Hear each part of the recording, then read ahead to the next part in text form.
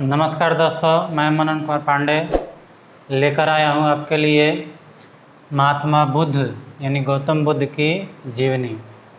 दोस्तों, महात्मा बुद्ध को कौन नहीं जानता है।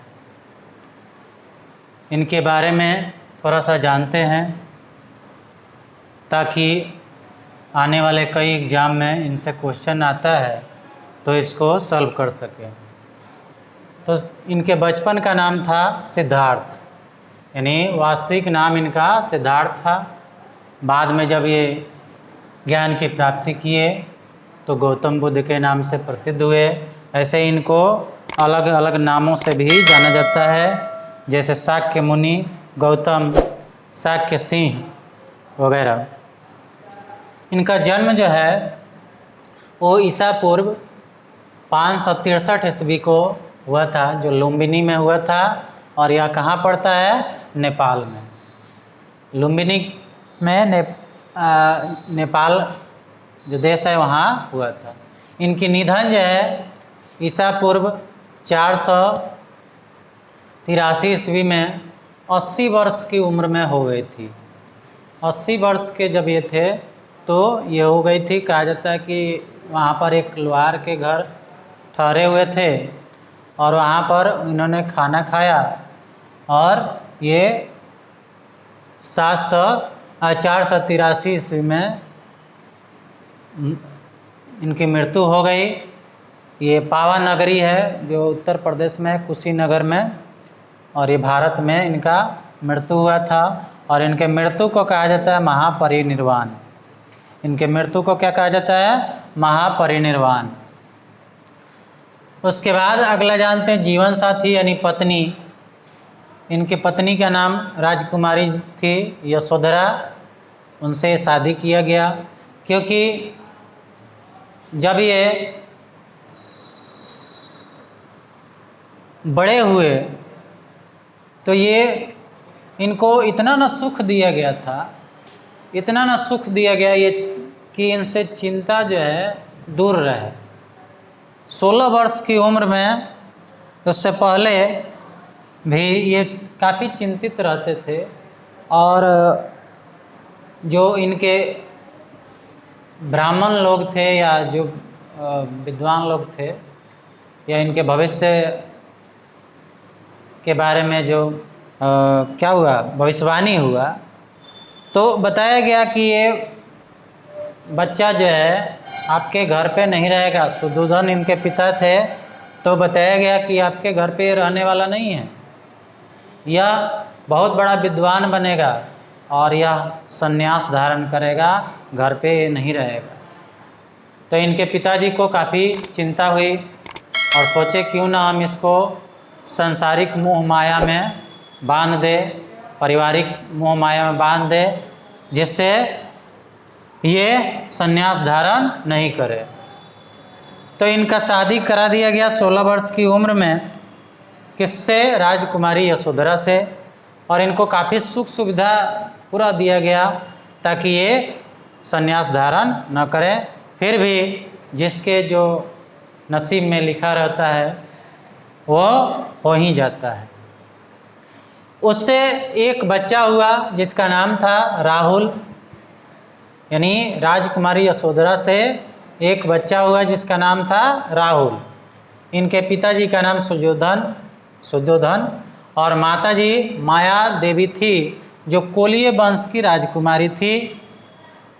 और ये जब जा रही थी अपने प्रसव काल में यानी जब ये इनका जो है बर्थ होने वाला था महात्मा बुद्ध का, तो ये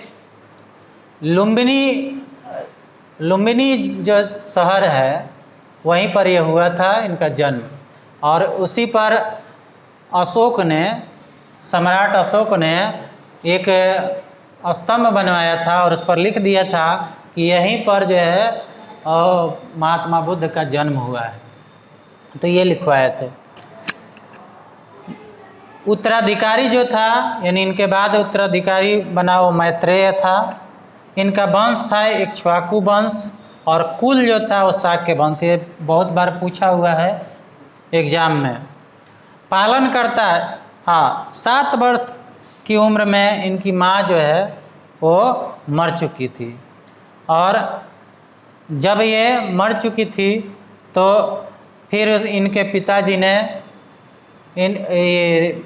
माया देवी के बहन प्रजापति गौतमी से शादी कर लिए, और यहीं इनकी जो है सेवा शुश्रूषा करती थी। लेकिन सब कुछ होने के बावजूद भी इन्होंने राजकुमारी किसको, अपने पत्नी यशोधरा को और राहुल को छोड़कर 29 वर्ष की उम्र में चले गए संन्यास धारण करने ज्ञान की प्राप्ति में। ज्ञान की प्राप्ति इनको कहाँ हुई, तो बोध गया जो बिहार में है, बोधि वृक्ष के निकट, और 35 वर्ष की उम्र में इनको ज्ञान की प्राप्ति हुई। इनका अन्य नाम जो है शाक्य मुनि गौतम शाक्य सिंह। गुरु जो थे विश्वामित्र थे, और इसके अलावा भी अलार कलाम से ये शिक्षा प्राप्त करना चाहते थे, एक और थे, लेकिन ये गुरु विश्वामित्र से ये शिक्षा प्राप्त की।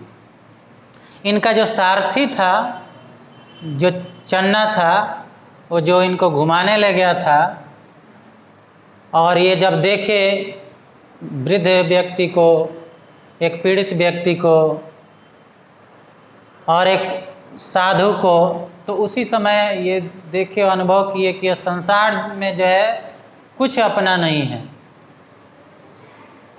यानी क्या है, तो यह जीवन जो है नश्वर है, झूठ मूठ का लोग बाय आडंबर करता है।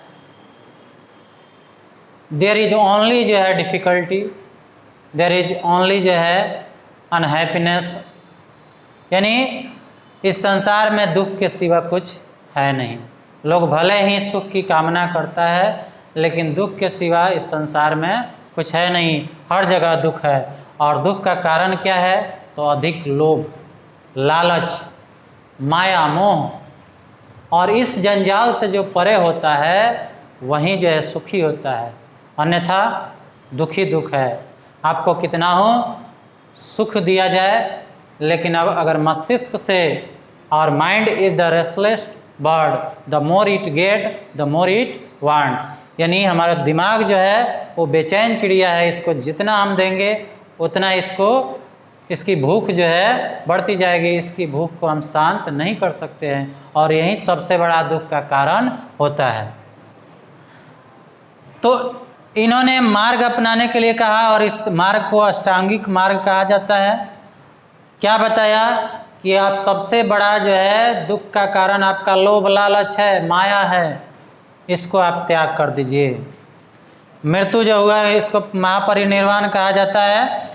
और निषेधात्मक सिद्धांत, यानी इन्होंने मना किया कुछ चीज़ों को कि ये सब जो है बाहरी दिखावा है, आडंबर है, इस पर हमें नहीं ध्यान देना चाहिए। ईश्वर पूजा में हम लगे रहते हैं, तो ये कहे कि नहीं, ये सब जो है अच्छी चीज़ें नहीं हैं, केवल ईश्वर की पूजा करते रहें, दिखावा करते रहें, ईश्वर जो है दिखावे में नहीं होते हैं। वेदों में इनका अविश्वास था, संस्कृत भाषा में इनका अविश्वास था, जाति प्रथा को तो ये मानते ही नहीं थे, केवल मानव जाति को ये श्रेष्ठ मानते थे। उसके बाद है तपस्या को इन्होंने कहा कि ये भी कोई बहुत बड़ी चीज़ नहीं होती है, और बाह्य आडंबर को छोड़ दिया जाए, दिखावे में क्या रखा है।